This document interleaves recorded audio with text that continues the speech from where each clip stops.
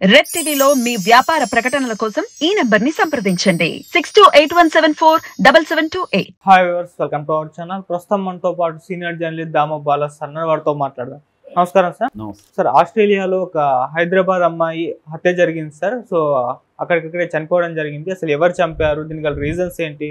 వాళ్ళ భర్తే అని అంటున్నారు. మరి ఈ మధ్యకాలంలో విదేశాల్లో మన వాళ్ళు చనిపోవడం చూస్తున్నాం. మరి ఏం చెప్తారు సార్ దీని గురించి? మనం ఆల్రెడీ చాలాసార్లు చెప్పుకున్నాము. అమెరికాలో చనిపోతున్నారు, కెనడాలో చనిపోతున్నారు. కెనడాలో కూడా ఆ మధ్య ఒక అబ్బాయి తను ఏదో ఒక ఫుడ్ డెలివరీ పనిచేస్తాడు. ఆ డెలివరీకి వెళ్తే అక్కడ అతన్ని గ్యాంగ్స్టర్స్ చంపేసి అతని కారును దొంగిలించుకెళ్ళారు. అట్లాగే మొన్న కూడా అమెరికాలో ఒక అబ్బాయిని బ్లాక్స్ కాల్చి చంపేశారు. సో అనేక చోట్ల హత్యలు జరుగుతున్నాయి. దీనికి ఒక కారణం ఏంటంటే ఆయా దేశాల్లో జనరల్గా ఉండే క్రైమ్ రేటు. రెండవది ముఖ్యంగా ఏషియన్స్ మీద, ఇండియన్స్ మీద వాళ్ళకు ఉండే కోపం కూడా. అక్కడ ఉద్యోగాలు, వనరులు అక్కడ వాళ్ళకి వీళ్ళ వల్ల వాళ్ళకి పోతున్నాయన్న ఒక బాధ కూడా చాలామందికి ఉంటుంది. సో ఇటువంటి అనేక కారణాలతో చంపుతున్నారు. బట్ ఇది డిఫరెంట్ విషయం. చనిపోయింది వచ్చి చైతన్య మారగాన్ అని చెప్తున్నారు. ఆమెకి ఇంకొక శ్వేత అని కూడా ఆమెను పిలుస్తారు. సో ఆ అమ్మాయి వాళ్ళ హస్బెండ్ వరికొప్పుల అశోక్ రాజు, వీళ్ళిద్దరూ అరేంజ్డ్ మ్యారేజ్ వెళ్ళి 3-4 ఏళ్ళకు ముందు పెళ్ళయింది. పెళ్ళైనాక ఆస్ట్రేలియా వెళ్ళి విక్టోరియాలో పనిచేసుకుంటున్నారు. అయితే వీళ్ళిద్దరి మధ్య ఆర్థిక ఇబ్బందులు ఏవో ఉన్నాయనేది చెబుతున్నారు. ఏదేమైనా ఆమె సడన్గా అక్కడ విక్టోరియాలోని బక్లీ అనే ఏరియాలో ఒక డాబా పక్కన చెట్ల మధ్య డస్ట్బిన్ ఇది ఉంటుంది కదా, దాంట్లో మూటలాగా దాంట్లో కనబడింది. ఎవరికో డౌట్ వచ్చింది, ఇది ఏందో ఆడ్గా ఉందంటే అక్కడ వచ్చి పోలీసులు ఇప్పి చూస్తే అందులో ఈమె బాడీ ఉంది. దాంతో ఎవరు ఏమన్నప్పుడు ఈమె డీటెయిల్స్ని వాళ్ళు కనిపెట్టారు పోలీసులు, విక్టోరియా పోలీసులు కనిపెట్టి వాళ్ళ మిర్కావే అనే ఏరియాలో పాయింట్ కుక్ అనే దగ్గర వాళ్ళ ఇల్లు ఉందన్నమాట. ఆ ఇంటికి వెళ్ళారు. ఇంటికి వెళ్ళి చూస్తే అతను ఊరెళ్ళాడని చెప్పారు వాళ్ళు. పక్కన 3 ఏళ్ల బాబుని తీసుకొని అతను ఇండియా వెళ్ళిపోయాడని చెప్పారు. దాంతో పోలీసులు ఇండియన్ అడ్రస్ పట్టుకొని కాంటాక్ట్ చేశారు. వాళ్ళ తల్లిదండ్రులకు చెప్పారు.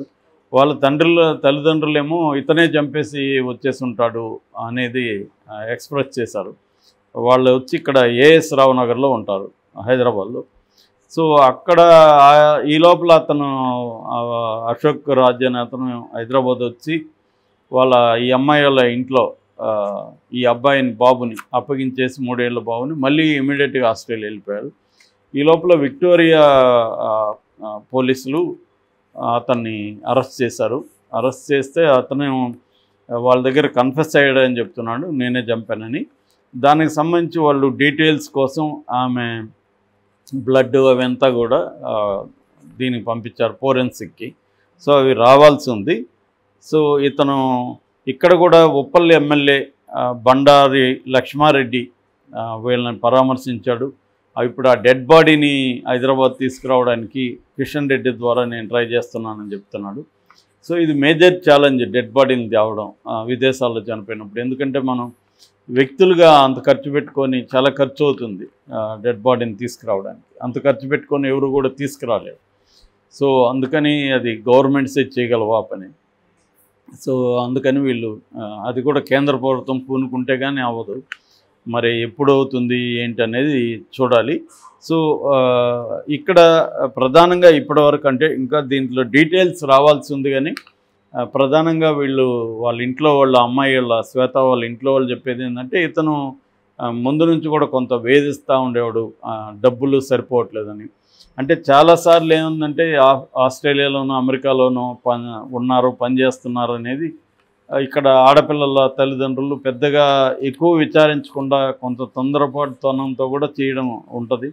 విచారించినా కూడా ఒక్కోసారి కొన్ని విషయాలు తెలియదు. వాళ్ళ క్యారెక్టర్ అవన్నీ బయట వేరే వాళ్ళతో మంచిగానే ఉండొచ్చు, పెళ్ళయ్యే వరకు కూడా వాళ్ళలోని ముగుడి యాంగిల్ మనకు తెలియదు. మన ఫ్రెండే ఉంటాడు కానీ మన ఫ్రెండ్ పెళ్ళైనాక వాడు భార్యతో ఎలా ప్రవర్తిస్తాడనే విషయం మనం చెప్పలేకపోవచ్చు. రెండోది డీటెయిల్గా ఎంక్వైరీ చేసే సిస్టమ్స్ కూడా లేవు. అదేంటంటే ప్రైవేట్ డిటెక్టివ్లో ఉన్న పెట్టాలి. ఈ పెళ్ళిళ్ళ సంస్థలు వాళ్ళకి ఏంటంటే ఒక పెళ్లి చేస్తే వాళ్ళకి డబ్బులు వస్తాయి కాబట్టి వాళ్ళు సగం దాచిపెట్టి సగం తెలియక వాళ్ళు ఫిక్స్ చేస్తారు. ఇలాగా అరేంజ్డ్ మ్యారేజ్లు చాలా వరకు ఈ విదేశాల్లో ఉన్న మ్యారేజ్లు చాలా ఇబ్బందులు ఉన్నాయి. రెండోది ఇక్కడంటే కనీసం కేసు పెట్టచ్చు, ఎవరినో ఒకరిని పట్టుకొని ట్రై చేయొచ్చు, కానీ నువ్వు ఈ ఆస్ట్రేలియా అమెరికాలో చేస్తే దాన్ని డీల్ చేయడం కూడా కష్టం అవుతుంది. సో ఇప్పుడు అరెస్ట్ చేశారు కానీ దాన్ని ఫాలోఅప్ చేయలేరు కదా వీళ్ళు. రేపొద్దున అతను అక్కడ డబ్బులు ఖర్చు పెట్టుకొని కొంత బయటకు వచ్చాడనుకో, మళ్ళీ వీళ్ళ అక్కడ పోలీసులు సిస్టము ఏ స్థాయిలో వర్క్ చేస్తుంది అనేది చెప్పలేం. ఎందుకంటే వాళ్ళ మీద కూడా ప్రెజర్ ఉన్న కేసుల్లోనే చేస్తారు తప్ప ప్రెజర్ లేని దాంట్లో పెద్ద చేయరు.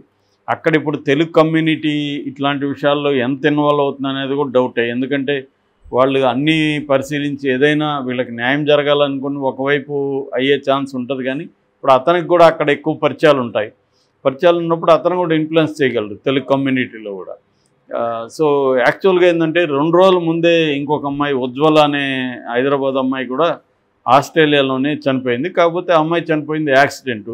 అమ్మాయి ట్రెక్కింగ్కి వెళ్ళింది. ట్రెక్కింగ్కి వెళ్ళి అక్కడ ఫోటోలు దిగుతున్నప్పుడు ఆ ఫోటోలో పోజులు ఇచ్చే క్రమంలో అమ్మాయి దూరం జరిగింది. ఆ దూరం జరిగినప్పుడు లోయలో పడిపోయిందని చెప్తున్నారు. సో ఇది చాలాసార్లు ఇది జరుగుతుంది ఇండియాలో కూడా, ముఖ్యంగా సెల్ఫీలు తీసుకోవడం, ఫోటో సెషన్లు. దీనివల్ల ఏమవుతుందంటే ఒక రకమైన యుఫేరియా అంటారు, ఒక అత్యుత్సాహం ఉంటుంది. అత్యుత్సాహంతో కొద్దిగా డేంజరస్ స్పాట్లకు కూడా వెళ్ళి ఎవరు చేయని యాంగిల్స్లో ఫోటోలు తీసుకోవాలి. ఈ పిచ్చి బాగా ముదిరింది. దీనివల్ల ఒక్కోసారి డేంజర్ జోన్లోకి వెళ్ళిపోతున్నారు. అలాగా అమెరికాలో కూడా ఈ మధ్య యాక్సిడెంట్లో 2-3 చనిపోయారు. నిన్ననే ఒక అమ్మాయి కారు యూటర్న్ తీసుకోవడానికి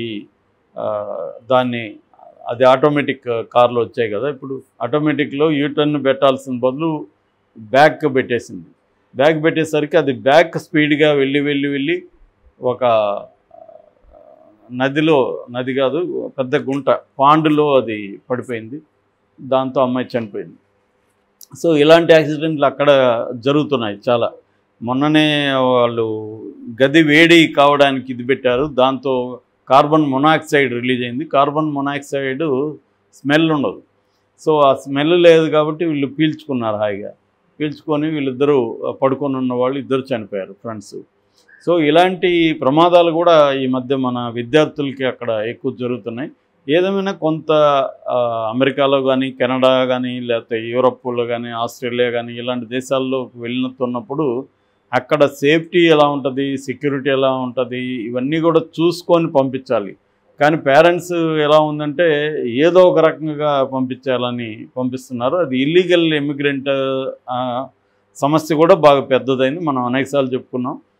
దాదాపు 1,00,000 మందికి పైన సంవత్సరానికి ఇల్లీగల్ ఇమిగ్రెంట్స్ మన దేశం నుంచి అమెరికాకి వెళ్తున్నారు.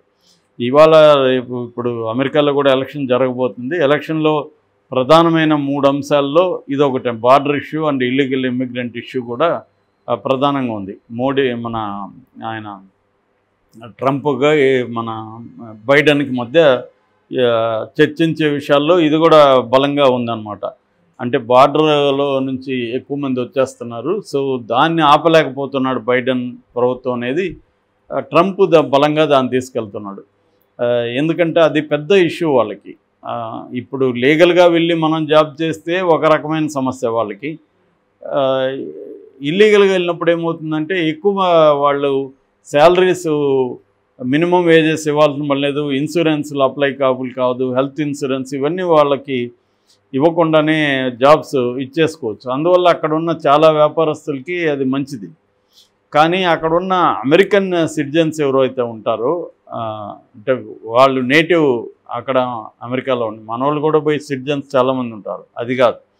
అక్కడ ఉన్న వాళ్ళకి ఏమవుతుందంటే ఈ జాబ్ ఆపర్చునిటీస్ వీళ్ళ వల్ల ఇబ్బంది అవుతుంది.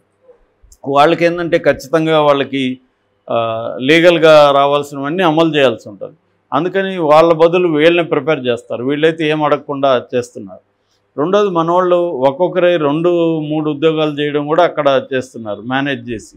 సో ఈ ఇష్యూస్ వల్ల అమెరికాలో ఉండే సిటిజన్స్ దాన్ని తీవ్రంగా వ్యతిరేకిస్తున్నారు. దాన్ని ట్రంప్ లాస్ట్ ఎలక్షన్లో కూడా ఇంతకుముందు ఆయన గెలిచినప్పుడు కూడా ఆ ఇష్యూని బాగా అడ్రస్ చేశాడు. ఇప్పుడు కూడా దాన్ని బలంగా అడ్రస్ చేస్తున్నాడు. అంటే నేను వస్తే ఇదంతా సాల్వ్ చేస్తాను, మా అమెరికన్స్ ఫస్ట్ అనే పాలసీని నేను తీసుకెళ్తాను అని చెప్పి. సో ఈ క్రమంలో దాడులు కూడా మన వాళ్ళ మీద జరుగుతున్నాయి. అయితే ఇప్పుడు మనం చెప్పుకున్న ఈ శ్వేత ఇన్సిడెంట్ మాత్రం ఇతను ఇక్కడోడే అక్కడ హత్య చేశాడు, అక్కడ అరెస్ట్ చేశారు. మరి అతను అక్కడే నేరం జరిగింది కాబట్టి అతను ఇండియా పంపించే ఇది కూడా ఉండదు, అక్కడే పనిష్మెంట్ ఇచ్చే అవకాశం ఉంది. మరి నిజంగా పనిష్ చేస్తారా, మరి అక్కడ కోర్టులు ఇవన్నీ ఎలా క్రిమినల్ జస్టిస్ సిస్టమ్ అనేది ఎలా పనిచేస్తుంది అనేది చూడాలి.